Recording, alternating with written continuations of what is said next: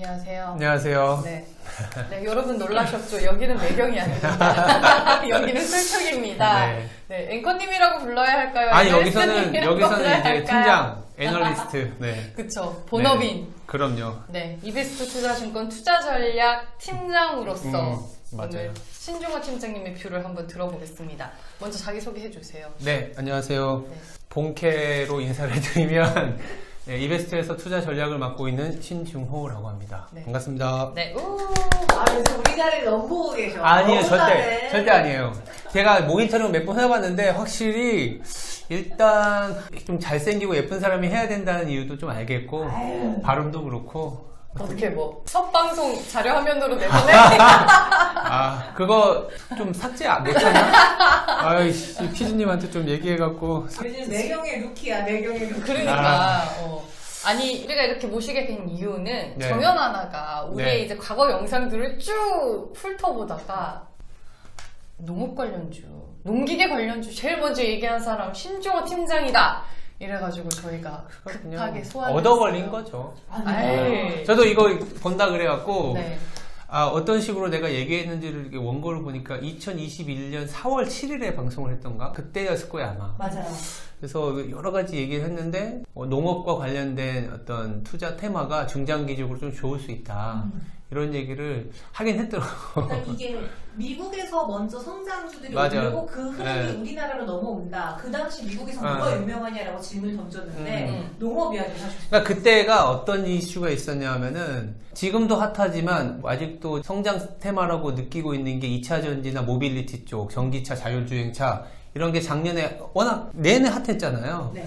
그리고 이제 우리가 애널리스트들은 또 자료를 쓸 때 또 뭐 성장이나 좋은 쪽이 어딥니까 했을 때 전기차요 이러면 또 식상한데 뭐 없어요 이런 얘기들이 많이 나오니까 뭐가 있을까라는 거에서 출발점은 가장 벤처 자금들 좀 성장을 먼저 가서 약간 리스키하더라도 이제 엔젤 펀드부터 해서 들어가서 향후에 파이가 커질 수 있는 쪽의 자금은 어디로 가고 있는지를 추적을 했는데 1순위가 사실 모빌리티 쪽이었어요. 전기자율차 뭐 이런 쪽인데 그쪽은 너무 핫하고 근데 공교롭게도 그 당시에도 가장 자금이 많이 가고 있는 쪽이 에그 테크 맞아. 네. 어그리컬처라 그래서 이제 농업 관련된 테크인데 그쪽으로 왜 이렇게 자금이 들어갔는지를 보니까 결국 인간이 컨셉은 비슷한 것 같아. 러시아 우크라이나 전쟁 때문에 최근에 농업이 굉장히 핫한 주제가 됐지만 그때도 비슷한 게 뭐냐면 그때도 농산물 가격은 치솟아 있었고 네. 코로나 이후에 그리고 고령화가 굉장히 가파르게 진행이 되고 있었기 때문에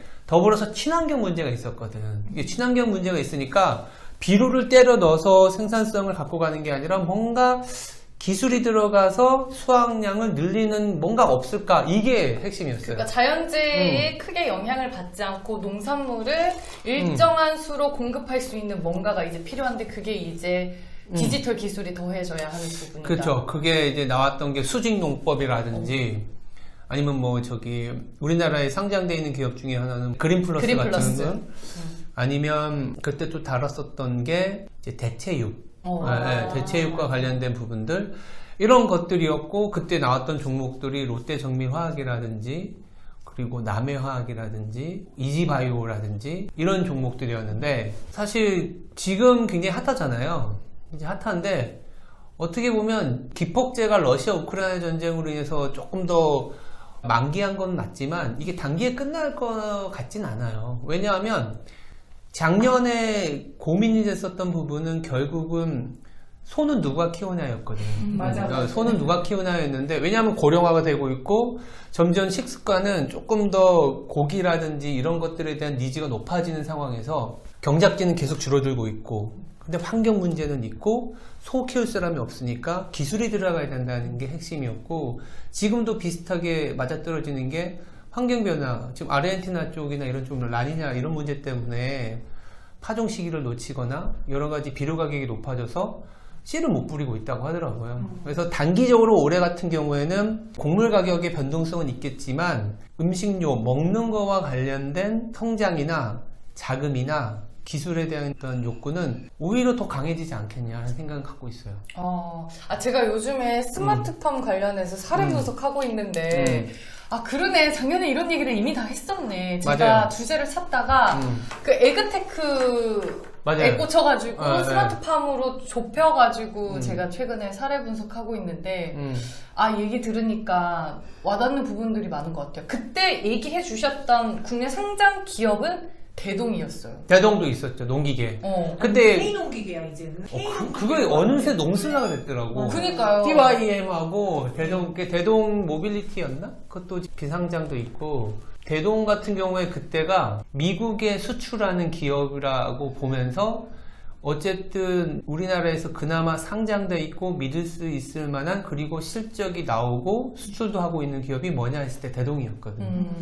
뭐 지금은 뭐 엄청 날아가고 있긴 하더라고. 그럼 현재 구간에서 그런 농기계 관련주들을 또 투자해보는 건 너무 늦었을까? 한 달? 그러니까 농기계는 지금 타이밍에 가장 고민은 뭐냐면 그런 가격이 높아져 있는 섹터는 분명히 공급이 들어가 줘야 돼요. 이를테면 주택 가격이 높잖아.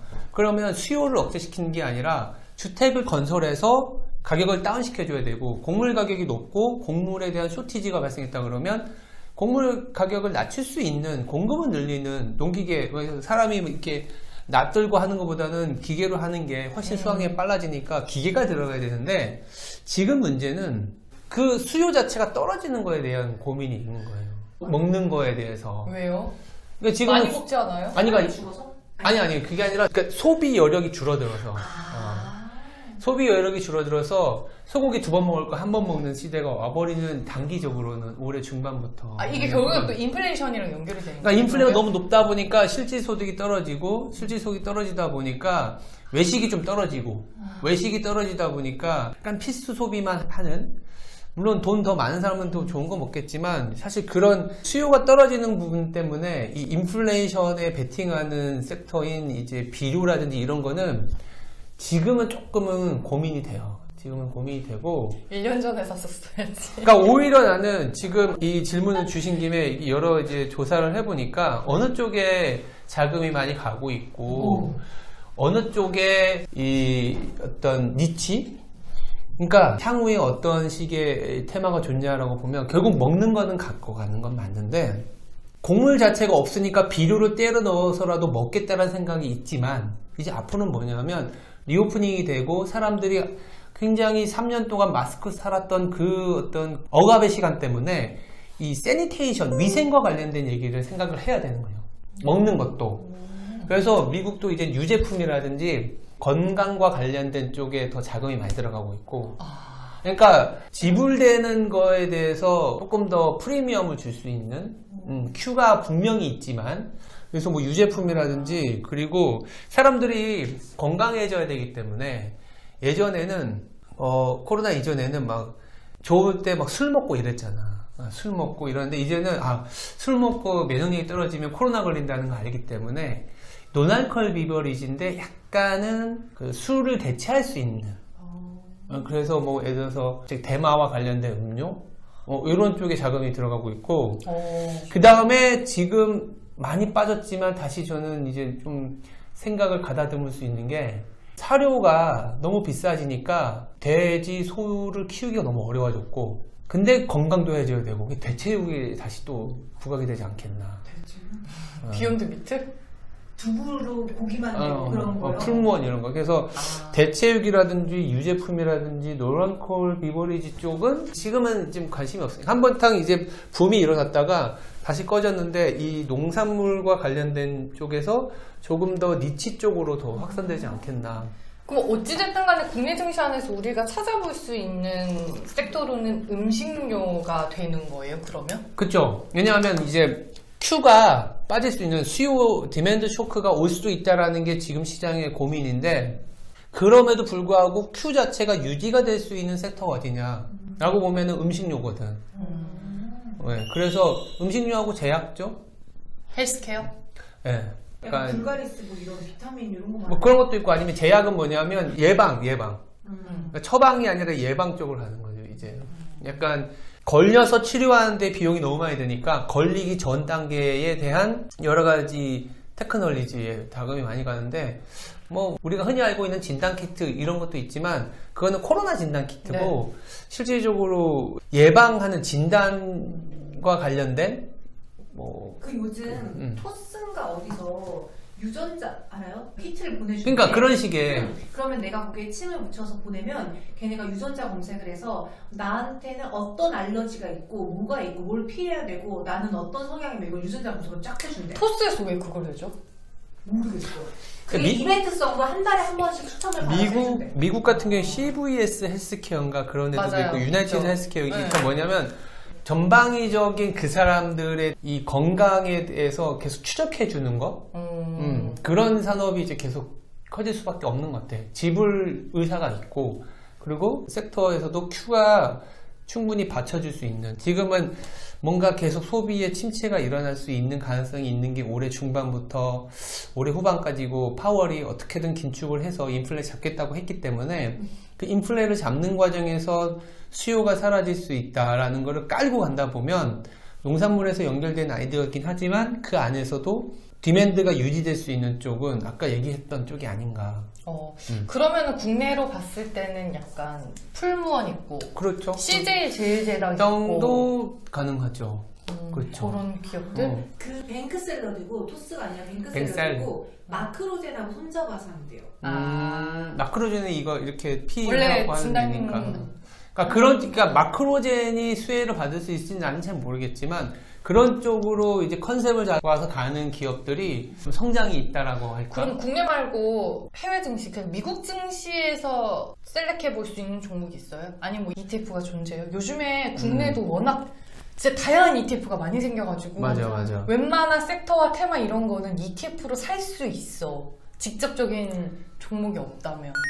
IHI 이런 애들. IHI? 메디컬 디바이스 ETF.